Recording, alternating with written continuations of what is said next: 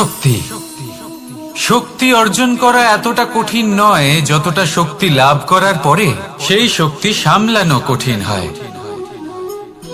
কারণ যেই মানুষ শক্তি লাভ করে তার মনে গর্ববোধ জন্মায়, জন্মায় অহংকার, জন্মায় জেদ।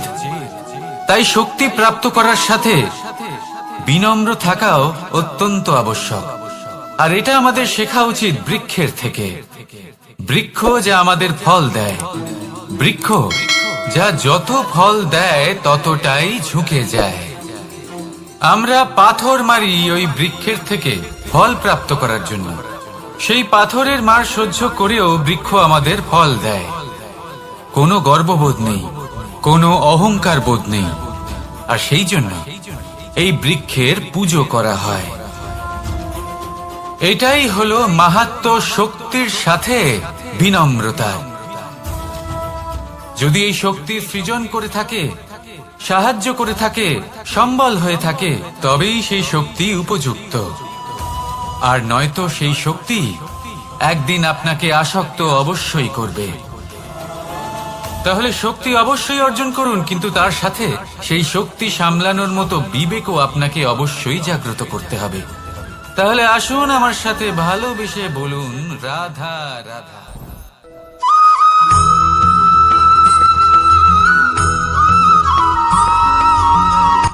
কথায় আছে, অন্ধকারে প্রদীপ প্রজ্বলিত করলে চতুর্দিক আলোকিত হয়। কিন্তু যদি এই প্রদীপ আমি সূর্যের আলোর সম্মুখে সকালবেলায় প্রজ্বলিত করে রেখে দিই, তাহলে কি হবে? আপনি বলবেন যে এটা করে তো কোনো লাভই হলো না। সূর্যের প্রকাশের সামনে এই প্রদীপ আসলে কিছুই নয়। এবার এই চিন্তা ভাবনা প্রত্যেক দিন করতে হবে, আর একটা অমূল্য শিক্ষা পেতে হবে। মনে করুন যে আপনি মহাপুরুষের সামনে বসে আছেন, কোনো মহাজ্ঞানীর সামনে। তাহলে সেই ব্যক্তির সামনে নিজের জ্ঞানের প্রদীপ প্রজ্বলিত করবেন না, নীরব থাকুন। আর সেই ব্যক্তির সূর্যের প্রকাশের মতো জ্ঞান প্রাপ্ত করুন। যতটা পারবেন জ্ঞান লাভ করুন। যদি এমন কোনো সময়, এমন কোনো স্থানে আপনি আছেন যেখানে চতুর্দিক অন্ধকার, কারোর কাছেই জ্ঞান নেই, সেখানে নিজের জ্ঞানের প্রদীপ প্রজ্বলিত করুন। এমন করলে দুদিক থেকেই আপনার লাভ হবে। আপনার জ্ঞান প্রাপ্তিও হবে, আর জ্ঞানের সঠিক প্রয়োগও করতে পারবেন। আর এই মন প্রসন্ন হয়ে বলবে, রাধা রাধা।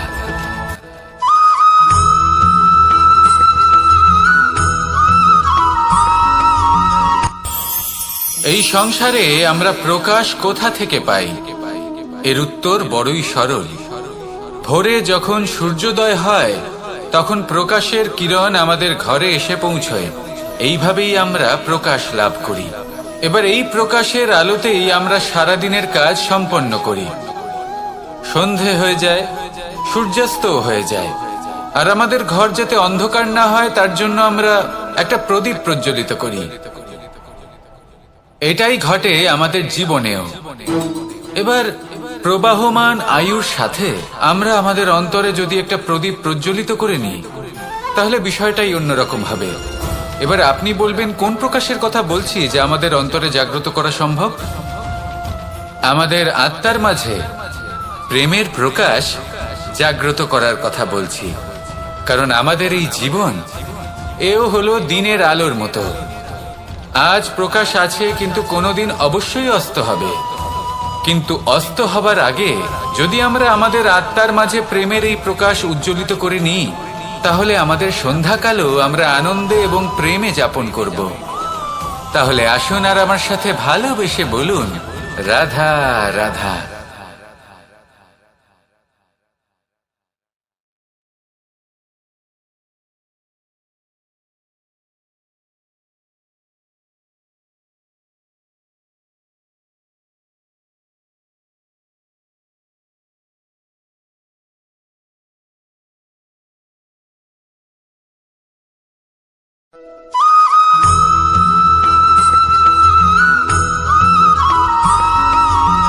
কথায় আছে যে এমন কোনো অক্ষর নেই যার দ্বারা কোনো মন্ত্র হয় না।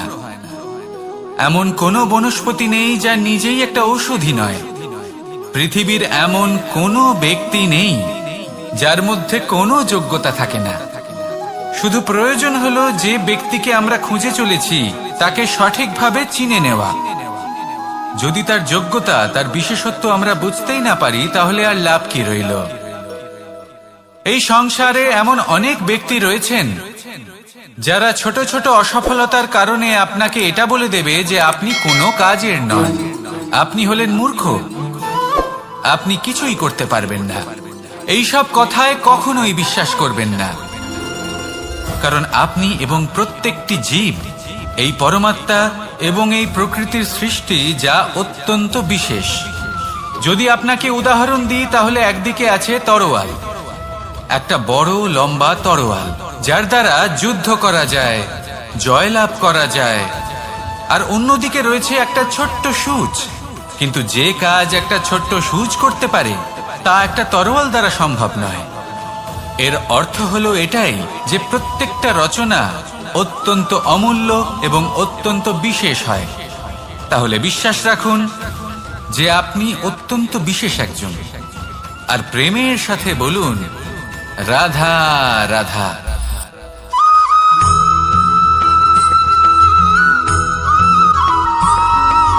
জীবনে যখন কোনো ব্যক্তি নিজের লক্ষ্য প্রাপ্তির জন্য নিরন্তর পরিশ্রম করতে থাকেন, চেষ্টা করতে থাকেন, তখন তিনি কষ্ট অনুভব করেন, কখনো শারীরিক কষ্ট, কখনো মানসিক কষ্ট।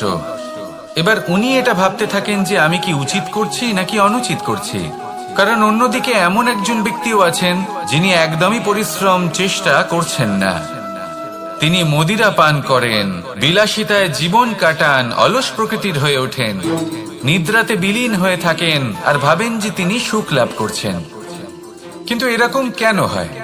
কারণ যখন আমরা সৎ পথে থাকি, উচিত পথে চলি, লক্ষ্য প্রাপ্ত করার জন্য চেষ্টা করতে থাকি, তখন আমাদের ভেতরে থাকা নেতিবাচক শক্তি এবং পাপ এই দেহকে ত্যাগ করে দেয়। আর এই অনুভূতিটাই আমাদের দুঃখের অনুভূতি দেয়, কষ্ট দেয়। এবার সেখানে যদি আমরা কুপথে চলি, অনুচিত পথে চলতে থাকি, তাহলে আমাদের ভেতরে থাকা পুণ্য এবং ধনাত্মক শক্তি আমাদের দেহ ত্যাগ করে দেয়। আর এই অনুভূতির কারণেই আমরা সুখ অনুভব করি।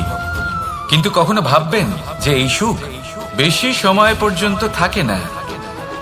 সেই জন্য সবসময় মনে রাখবেন, যদি আপনি জানেন যে এটাই আপনার লক্ষ্য, এটাই উচিত পথ, শুভ পথ, তাতে নিরন্তরভাবে এগিয়ে যেতে চেষ্টা করতে থাকুন। এই কষ্ট আপনাকে সুখের পরাকাষ্ঠায় কখন পৌঁছে দেবে তা আপনি জানতেই পারবেন না। আসুন আমার সাথে ভালোবেসে বলুন রাধা রাধা।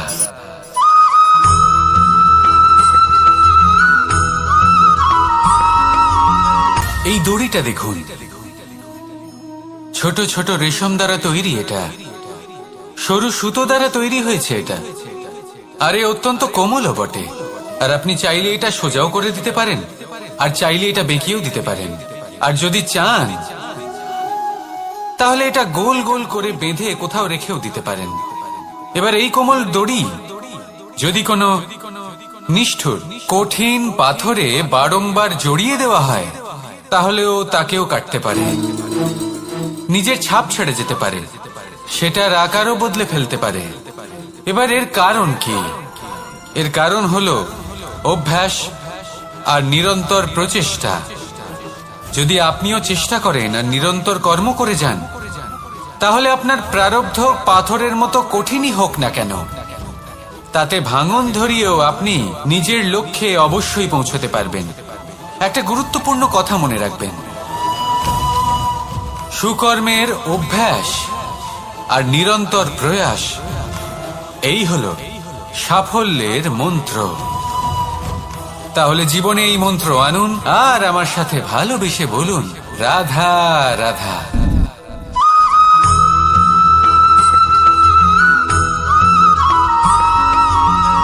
এই সংসারে কোনো বস্তু হোক বা ব্যক্তি হোক, তার একার গুরুত্ব কিন্তু খুব বেশি নয়। একটা উদাহরণ হিসেবে বৃষ্টির ফোঁটাকে ভেবে দেখুন। যদি একটি বৃষ্টির ফোঁটা হয় তাহলে তার খুব বেশি গুরুত্ব থাকে না, কিন্তু যখন সহস্র বৃষ্টির ফোঁটা মেঘের মধ্যে দিয়ে ঝরে পড়ে তখন সেটা বর্ষার রূপ ধারণ করে। সেই বর্ষা যা এই প্রকৃতিকে শান্ত করে। সেইভাবেই পাথরের ছোট টুকরো, তার খুব বেশি গুরুত্ব থাকে না, কিন্তু যখন অসংখ্য পাথরের টুকরো একত্রিত হয় তখন তা পর্বতের আকার ধারণ করে। সেইভাবেই কিছু মানুষ যখন একত্রিত হন তখন তৈরি হয় পরিবার, কিছু পরিবার যখন একত্রিত হয় তখন তৈরি হয় সমাজ, যখন অনেক সংখ্যক সমাজ একত্রিত হয় তখন তৈরি হয় রাজ্য। এবার এই রাজ্যের সব থেকে গুরুত্বপূর্ণ ব্যক্তি হতে পারেন রাজা, কিন্তু তাও সেই রাজা একা কিছু করতে পারেন না। যুদ্ধ লড়ার সময় তারও নিজের সৈন্যদলকে প্রয়োজন পড়ে। কিন্তু এই সংসারে এমন একজন ব্যক্তি আছেন যিনি একাই সব কাজ করতে থাকেন, এবং সেই ব্যক্তি হলেন মা। আমাদের জীবনে একজন পিতার ভূমিকা কিন্তু নিঃসন্দেহে অমূল্য, কিন্তু আমাদের সকলের জীবনে যে ভূমিকা একজন মায়ের তা অন্য কারোর থাকে না। একজন মা একাই সন্তানকে বড় করতে পারেন, সংস্কারী করে তুলতে পারেন, তার জন্য পরিশ্রম করেন। আর এত কিছু কাজ করার পরেও তার কাজের জন্য তিনি প্রশংসা অবশ্য পান না। উল্টে যদি সেই সন্তান অনুচিত পথে চালিত হয়, অনুচিত কর্ম করে, তখন সেই মাকেই অপবাদের পাত্র হয়ে উঠতে হয়। আমাদের জীবনে মায়ের যোগদান কতটা সেটা বুঝুন। আপনাকে বড় করে তোলার জন্য উনি কতটা পরিশ্রম করেছেন সেটা বুঝুন। আজ থেকে, এখন থেকে, এই মুহূর্ত থেকে মাকে সম্মান করতে শিখুন। যখন সময় পাবেন, যখন সুযোগ হবে, তখন তার প্রশংসা করুন, ওনারও ভালো লাগবে। আর মায়ের এই মমতার জন্য, তার এই ভূমিকার জন্য আসুন সবাই মিলে আমরা তাকে প্রণাম করি, আর সকলে মিলে ভালোবেসে বলি, রাধা রাধা।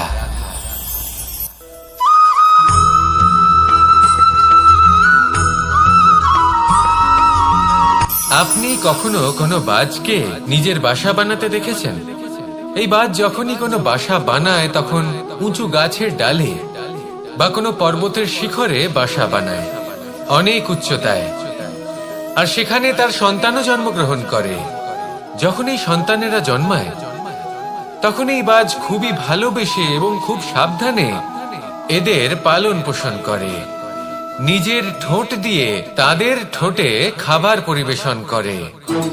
কিন্তু যেই সেই সন্তানেরা হৃষ্টপুষ্ট হয়ে যায় এবং সেই কথা বাজ নিজে বুঝতে পেরে যায়, সেই বাজ নিজেই সেই বাসা ছিন্ন ভিন্ন করে দেয়।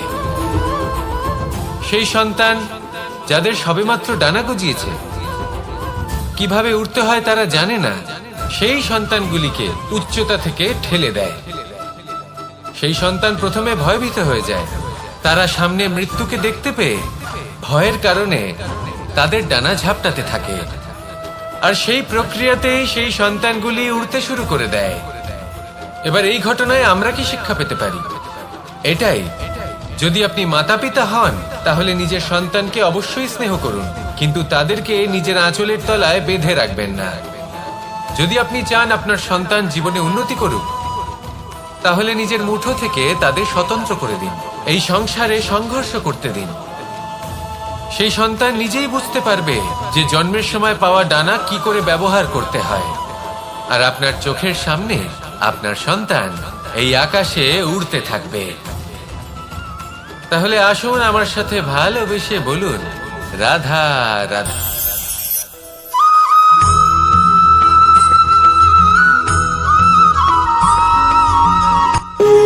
যখন মানুষের মৃত্যু হয় তখন কি হয়? অনেক সংখ্যক মানুষ শোক পালন করতে চলে আসেন।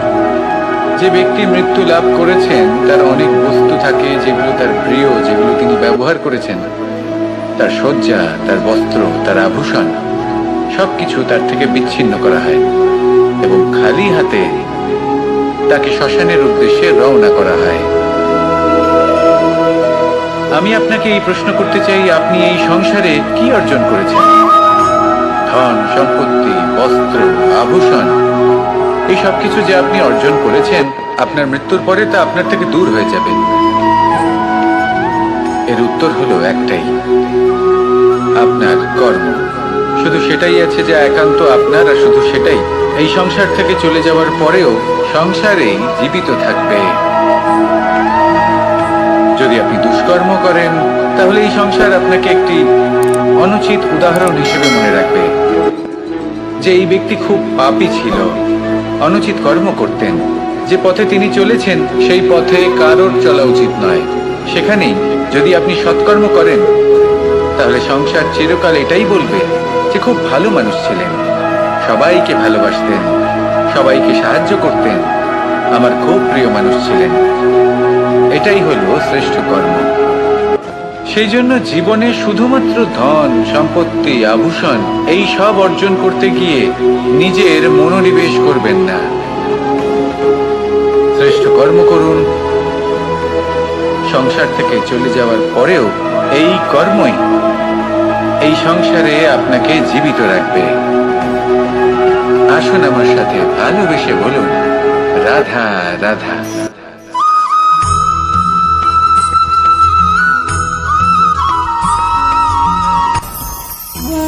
ভোজন। এবার ভোজন সংগ্রহ করার জন্য মানুষ কি না করেন, সব সময় চেষ্টা করতে থাকেন। ফসল উৎপাদনের জন্য অনেক পরিশ্রম করতে থাকেন, কিন্তু অনেক সময় অনেক পরিশ্রম করার পরেও ফসল ভালো উৎপাদন হয় না। এর কারণ কি? কারণ হলো এটাই যে আপনি পরিশ্রম হয়তো অনেক করেছেন, কিন্তু আপনার নজর তো সেই বীজের দিকে ছিলই না যা আপনি রোপণ করেছেন। সেই জন্য সব সময় কোনো বীজ রোপণ করার আগে তাকে পরখ করে দেখুন, তা অত্যন্ত আবশ্যক। আর সেইভাবেই যখনই কোনো কর্মের প্রশ্ন আসে, তাহলে সেখানে শুধুমাত্র পরিশ্রম যথেষ্ট নয়। সেই কাজের প্রতি আপনার কর্তব্য কি, আপনার উদ্দেশ্য কি, সেটা জানা হলো অত্যন্ত গুরুত্বপূর্ণ। তাই কর্ম করুন, কিন্তু সেই কর্মের প্রতি আপনার যা উদ্দেশ্য তার মাহাত্ম্য বুঝতে চেষ্টা করুন। তাহলে আসুন আমার সাথে ভালোবেসে বলুন, রাধা রাধা।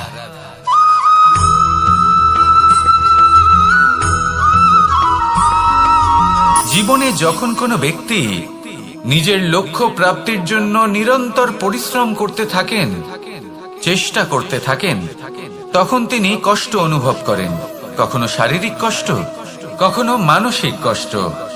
এবার উনি এটা ভাবতে থাকেন যে আমি কি উচিত করছি নাকি অনুচিত করছি। কারণ অন্যদিকে এমন একজন ব্যক্তিও আছেন যিনি একদমই পরিশ্রম চেষ্টা করছেন না। তিনি মদিরা পান করেন, বিলাসিতায় জীবন কাটান, অলস প্রকৃতির হয়ে ওঠেন, নিদ্রাতে বিলীন হয়ে থাকেন আর ভাবেন যে তিনি সুখ লাভ করছেন।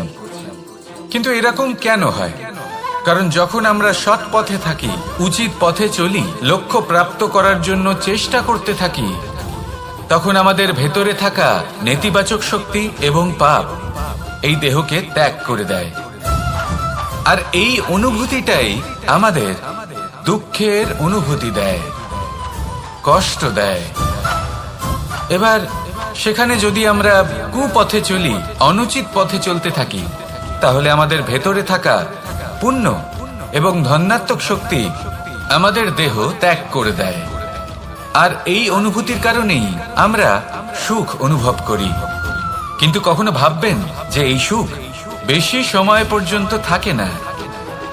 সেই জন্য সবসময় মনে রাখবেন, যদি আপনি জানেন যে এটাই আপনার লক্ষ্য, এটাই উচিত পথ, শুভ পথ, তাতে নিরন্তরভাবে এগিয়ে যেতে চেষ্টা করতে থাকুন। এই কষ্ট আপনাকে সুখের পরাকাষ্ঠায় কখন পৌঁছে দেবে তা আপনি জানতেই পারবেন না। আসুন আমার সাথে ভালোবেসে বলুন, রাধা রাধা।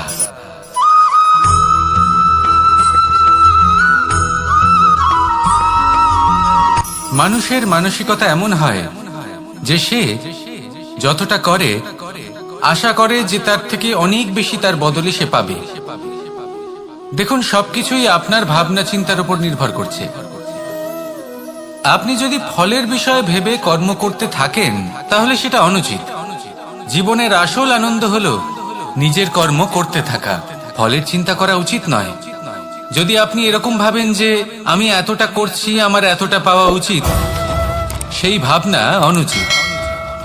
যদি আপনি সেবার মানসিকতা নিয়ে কর্ম করতে থাকেন, কর্মচক্রে প্রবাহিত হন, যদি আপনি এমন ভাবনা রাখেন যে আমি এতটা পাচ্ছি তাই এর থেকে অনেক বেশি আমি কর্ম করব, তাহলে নিশ্চিত রূপে আপনি যতটা করছেন তার থেকে অনেক বেশি আপনি পাবেন, আপনার আশার থেকে অনেক বেশি আপনি পাবেন। শুধু জীবনে অনেক বেশি কাজ করতে থাকুন, ফলের চিন্তা করবেন না। আর মনে রাখবেন, এই ভাবনাই সব থেকে বড় বীজ। কর্মের উপর বিশ্বাস রাখুন, জীবনে যা যা আপনি চান সবই সুখময় হবে। আসুন আর আমার সাথে ভালোবেসে বলুন, রাধা রাধা।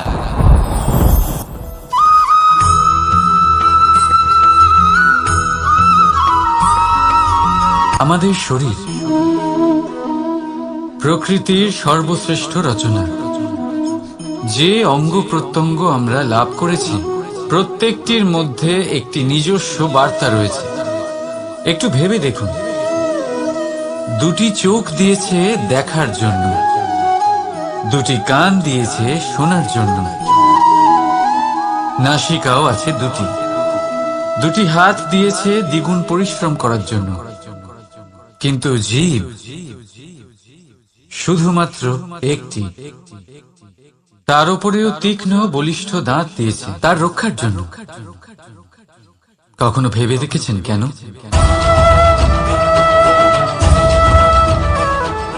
কারণ শব্দ আর শব্দের প্রয়োগ মানুষের সবচেয়ে বড় অস্ত্র, যার প্রয়োগ যত ভেবে চিন্তে করা যায় মানুষ তার জীবনে ততটাই উপরে উঠতে পারে।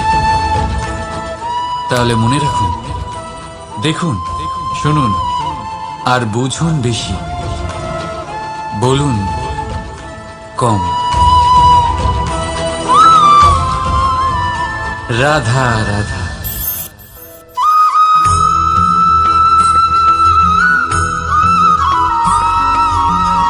এই সংসারে কোনো বস্তু হোক বা ব্যক্তি হোক, তার একার গুরুত্ব কিন্তু খুব বেশি নয়। একটা উদাহরণ হিসেবে বৃষ্টির ফোঁটাকে ভেবে দেখুন। যদি একটি বৃষ্টির ফোঁটা হয় তাহলে তার খুব বেশি গুরুত্ব থাকে না, কিন্তু যখন সহস্র বৃষ্টির ফোঁটা মেঘের মধ্যে দিয়ে ঝরে পড়ে তখন সেটা বর্ষার রূপ ধারণ করে। সেই বর্ষা যা এই প্রকৃতিকে শান্ত করে। সেইভাবেই পাথরের ছোট টুকরো, তার খুব বেশি গুরুত্ব থাকে না, কিন্তু যখন অসংখ্য পাথরের টুকরো একত্রিত হয় তখন তা পর্বতের আকার ধারণ করে। সেইভাবেই কিছু মানুষ যখন একত্রিত হন তখন তৈরি হয় পরিবার, কিছু পরিবার যখন একত্রিত হয় তখন তৈরি হয় সমাজ, যখন অনেক সংখ্যক সমাজ একত্রিত হয় তখন তৈরি হয় রাজ্য। এবার এই রাজ্যের সব থেকে গুরুত্বপূর্ণ ব্যক্তি হতে পারেন রাজা, কিন্তু তাও সেই রাজা একা কিছু করতে পারেন না। যুদ্ধ লড়ার সময় তারও নিজের সৈন্যদলকে প্রয়োজন পড়ে। কিন্তু এই সংসারে এমন একজন ব্যক্তি আছেন যিনি একাই সব কাজ করতে থাকেন, এবং সেই ব্যক্তি হলেন মা। আমাদের জীবনে একজন পিতার ভূমিকা কিন্তু নিঃসন্দেহে অমূল্য, কিন্তু আমাদের সকলের জীবনে যে ভূমিকা একজন মায়ের তা অন্য কারোর থাকে না। একজন মা একাই সন্তানকে বড় করতে পারেন, সংস্কারী করে তুলতে পারেন, তার জন্য পরিশ্রম করেন। আর এত কিছু কাজ করার পরেও তার কাজের জন্য তিনি প্রশংসা অবশ্য পান না। উল্টে যদি সেই সন্তান অনুচিত পথে চালিত হয়, অনুচিত কর্ম করে, তখন সেই মাকেই অপবাদের পাত্র হয়ে উঠতে হয়। আমাদের জীবনে মায়ের যোগদান কতটা সেটা বুঝুন। আপনাকে বড় করে তোলার জন্য উনি কতটা পরিশ্রম করেছেন সেটা বুঝুন। আজ থেকে, এখন থেকে, এই মুহূর্ত থেকে মাকে সম্মান করতে শিখুন। যখন সময় পাবেন, যখন সুযোগ হবে, তখন তার প্রশংসা করুন, ওনারও ভালো লাগবে। আর মায়ের এই মমতার জন্য, তার এই ভূমিকার জন্য আসুন সবাই মিলে আমরা তাকে প্রণাম করি আর সকলে মিলে ভালোবেসে বলি, রাধা রাধা।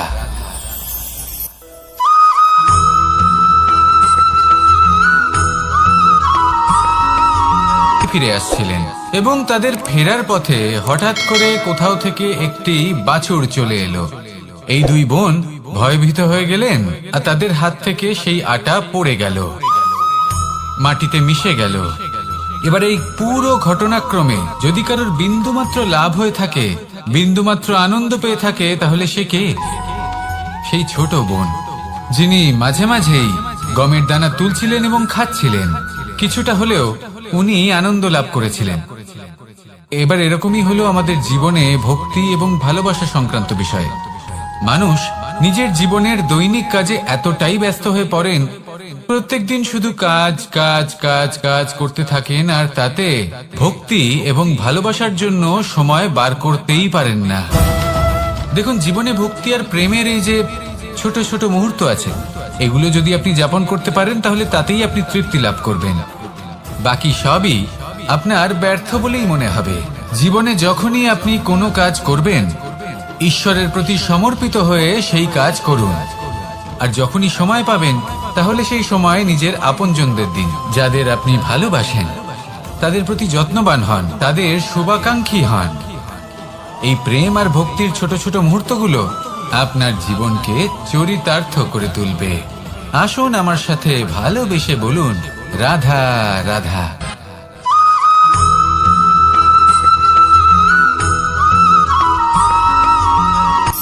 শক্তি শক্তি অর্জন করা এতটা কঠিন নয় যতটা শক্তি লাভ করার পরে সেই শক্তি সামলানো কঠিন হয়। কারণ যেই মানুষ শক্তি লাভ করে তার মনে গর্ববোধ জন্মায়, জন্মায় অহংকার, জন্মায় জেদ। তাই শক্তি প্রাপ্ত করার সাথে বিনম্র থাকাও অত্যন্ত আবশ্যক। আর এটা আমাদের শেখা উচিত বৃক্ষের থেকে। বৃক্ষ যা আমাদের ফল দেয়, বৃক্ষ যা যত ফল দেয় ততটাই ঝুঁকে যায়। আমরা পাথর মারি ওই বৃক্ষের থেকে ফল প্রাপ্ত করার জন্য। সেই পাথরের মার সহ্য করেও বৃক্ষ আমাদের ফল দেয়। কোনো গর্ববোধ নেই, কোনো অহংকার বোধ নেই। আর সেই জন্য এই বৃক্ষের পুজো করা হয়। এটাই হলো মাহাত্ম্য শক্তির সাথে বিনম্রতা। যদি এই শক্তি সৃজন করে থাকে, সাহায্য করে থাকে, সম্বল হয়ে থাকে, তবেই সেই শক্তি উপযুক্ত। আর নয়তো সেই শক্তি একদিন আপনাকে আসক্ত অবশ্যই করবে। তাহলে শক্তি অবশ্যই অর্জন করুন, কিন্তু তার সাথে সেই শক্তি সামলানোর মতো বিবেকও আপনাকে অবশ্যই জাগ্রত করতে হবে। তাহলে আসুন আমার সাথে ভালোবেসে বলুন, রাধা রাধা।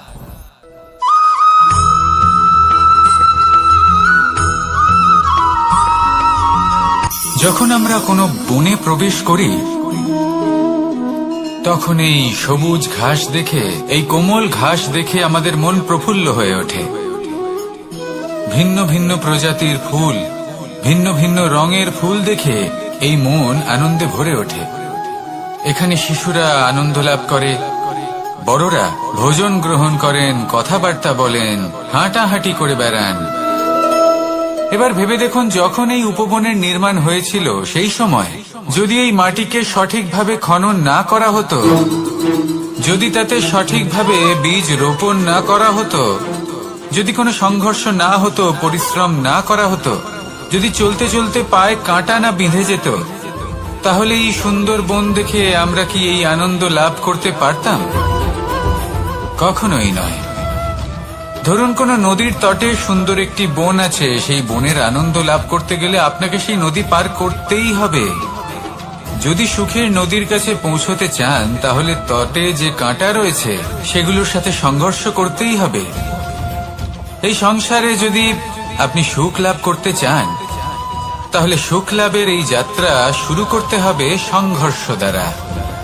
তাহলে সংঘর্ষকে স্বাগত জানান, এর পেছনেই সুখ রয়েছে যা আপনার জন্য অপেক্ষা করছে।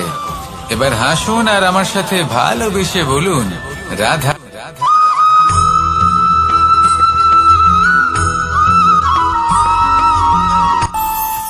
আমাদের মনে যখন কোনো প্রশ্ন ওঠে, কোনো দ্বন্দ্ব জাগে, তখন আমরা যাই আমাদের গুরুর কাছে, আমাদের আরাধ্যের কাছে গিয়ে জিজ্ঞেস করি।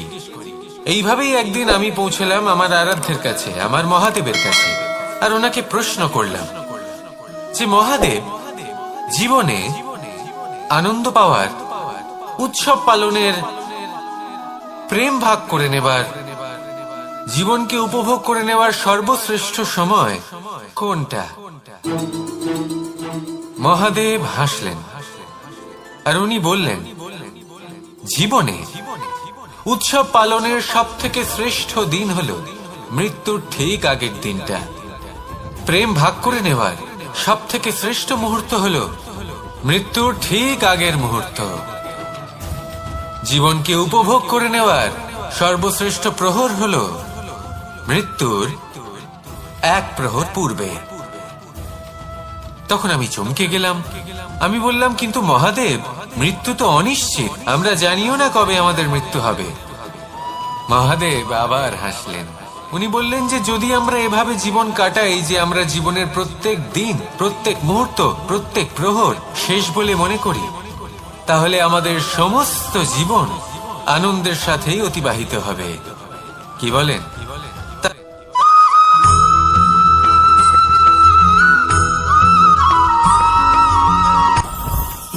জীবনে কিছু শেখা অত্যন্ত গুরুত্বপূর্ণ। এবার কি কি শিখতে হবে সেই সব শেখানোর জন্য অনেক শিক্ষক রয়েছেন, কিন্তু কি শিখবেন না আর কি করবেন না এটা আমাদের নিজের অভিজ্ঞতা দিয়ে শিখতে হয়। কিন্তু তার মানে এটা নয় যে যদি আপনাকে শিখতে হয় যে আগুনের তাপ কতটা, আপনাকে আগুনের মধ্যে হাত দিতে হবে। না, অন্য কারোর অভিজ্ঞতা দ্বারাও শিখতে পারেন। প্রশ্ন শুধুমাত্র একটাই যে আপনি কি শিখতে চান নাকি চান না। যদি আপনি এটাই ভাবেন যে আমি শুধুই নিজের অভিজ্ঞতা দ্বারাই শিখতে চাই, তাহলে জীবনকাল ছোট মনে হবে, অনেক কিছুই শিখতে পারবেন না। তাই নিজের সাথে সাথে বড়দের অভিজ্ঞতা দ্বারাও শেখা শুরু করে দিন। এই সংসারের অভিজ্ঞতা দ্বারা শিখতে শুরু করে দিন। আর এটা নিশ্চিত রূপে শেখা আবশ্যক যে কখন কি করবেন না, কোথায় থামতে হবে আর কোথায় থামবেন না। তাহলে আসুন আর আমার সাথে ভালোবেসে বলুন, রাধা রাধা।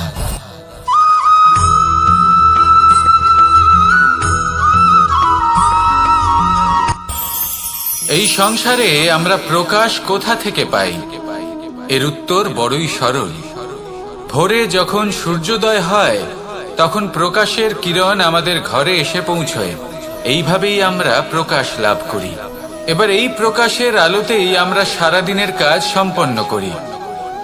সন্ধে হয়ে যায়, সূর্যাস্তও হয়ে যায়, আর আমাদের ঘর যাতে অন্ধকার না হয় তার জন্য আমরা একটা প্রদীপ প্রজ্বলিত করি। এটাই ঘটে আমাদের জীবনেও। এবার প্রবাহমান আয়ুর সাথে আমরা আমাদের অন্তরে যদি একটা প্রদীপ প্রজ্বলিত করে নিই, তাহলে বিষয়টাই অন্যরকম হবে। এবার আপনি বলবেন, কোন প্রকাশের কথা বলছি যা আমাদের অন্তরে জাগ্রত করা সম্ভব? আমাদের আত্মার মাঝে প্রেমের প্রকাশ জাগ্রত করার কথা বলছি। কারণ আমাদের এই জীবন এও হলো দিনের আলোর মতো। আজ প্রকাশ আছে, কিন্তু কোনোদিন অবশ্যই অস্ত হবে। কিন্তু অস্ত হবার আগে যদি আমরা আমাদের আত্মার মাঝে প্রেমের এই প্রকাশ উজ্জ্বলিত করে নিই, তাহলে আমাদের সন্ধ্যাকালও আমরা আনন্দে এবং প্রেমে যাপন করব। তাহলে আসুন আর আমার সাথে ভালোবেসে বলুন, রাধা রাধা।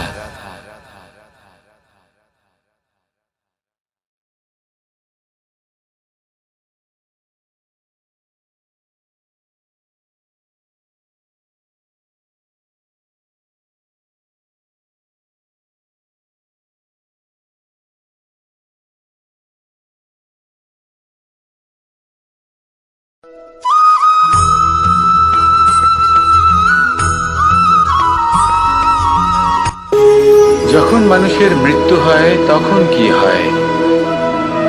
অনেক সংখ্যক মানুষ শোক পালন করতে চলে আসেন। যে ব্যক্তি মৃত্যু লাভ করেছেন তার অনেক বস্তু থাকে যেগুলো তার প্রিয়, যেগুলো তিনি ব্যবহার করেছেন। তার শয্যা, তার বস্ত্র, তার আভূষণ সবকিছু তার থেকে বিচ্ছিন্ন করা হয় এবং খালি হাতে তাকে শ্মশানের উদ্দেশ্যে রওনা করা হয়। আমি আপনাকে এই প্রশ্ন করতে চাই, আপনি এই সংসারে কি অর্জন করেছেন?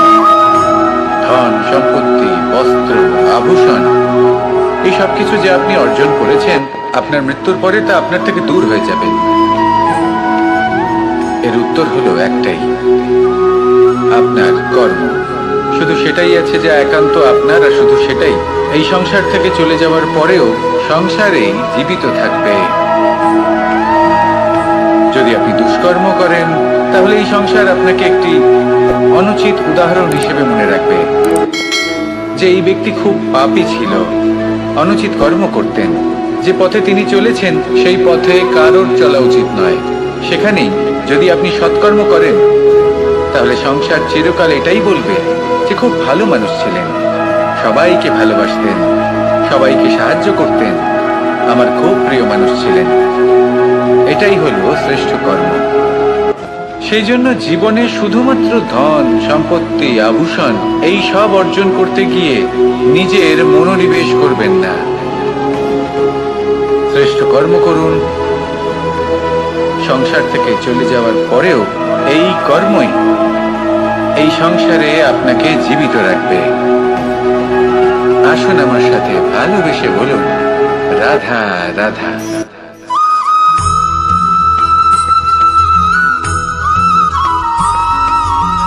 এই সংসারে প্রত্যেক মানুষ এটাই চান যে তিনি যেন ধনবান হন, আর্থিক অবস্থা তার ভালো থাকে, ওনার বাড়িতে লক্ষ্মীর আগমন হয়। কিন্তু সেটা হবে কি করে, সেটাই হলো প্রশ্ন। কেউ বলেন যে যদি পরিশ্রম করো তাহলে ধন অর্জন সম্ভব, কেউ বলেন যে যদি বিদ্যা লাভ হয় তবেই ধন অর্জন সম্ভব, কেউ বলেন যে যদি বলশালী হও তবেই সম্পন্ন থাকবে। ভালো কথা, যদি তাই হয়ে থাকে, তবে দিনমজুর সারা দিন পরিশ্রম করেন, তিনি কেন ধনী হন না? অনেকজন বিদ্বান মানুষ আছেন এই সংসারে, তারা কেন ধনবান হন না?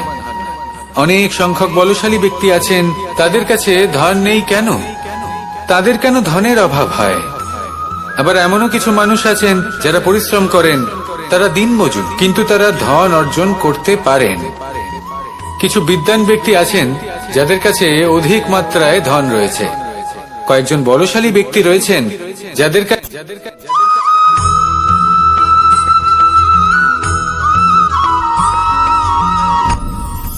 আপনি কি কখনো কোনো জলের ধারা দেখেছেন? তার সামনে যতই মাটি থাকুক না কেন, যতই কাদা থাকুক না কেন, যখন এই জলের ধারা বইতে আরম্ভ করে দেয়, তাহলে নিজের মনের, নিজের ভাবনার, নিজের জীবনের যত অনাবশ্যক তত্ত্ব আছে, অনুপযোগী অংশ রয়েছে, অর্থাৎ অপরিষ্কার অংশ রয়েছে, তা নিজে থেকেই নির্মল হয়ে উঠবে। আর যেরকম জলের ধারা কখনো থেমে থাকে না, সব সময় বয়ে চলে, সেইভাবে আপনিও কখনোই থামবেন না, সবসময় বয়ে চলুন, এগোতে থাকুন। পথে যদি অনেক বিপদ আসে, সমস্যা আসে, থামবেন না, তার উপর নিরন্তর প্রহার করুন, নিরন্তর প্রয়াস করুন আর অগ্রসর হন। আপনি ভেবে দেখুন, এই জলের ধারা কখনো থেমে থাকে না, সবসময় বয়ে চলে, বিপদের সম্মুখীন হয়ে তাকে সাথে বয়ে নিয়ে চলে। সেই জন্য জলের ধারা, প্রবাহমান এই ধারা, এর থেকে কখনো দুর্গন্ধ আসে না, এতে কখনো ময়লা জমতে পারে না, বরং পালিত হয় সুন্দর প্রাণবন্ত জীবজন্তু, যেমন সুন্দর ছোট মাছ। তাই আপনিও এটাই করুন, কখনো থামবেন না, শুধু চলতে থাকুন, জলের ধারার মতো বইতে থাকুন। আপনি আপনার লক্ষ্য অবশ্যই খুঁজে পাবেন, আর তার সাথে নিজের অন্তরের যে মালিন্য রয়েছে তা আপনি নিজেই নিজের থেকে দূরে করে দেবেন। তাহলে আসুন আর আমার সাথে ভালোবেসে বলুন, রাধা রাধা।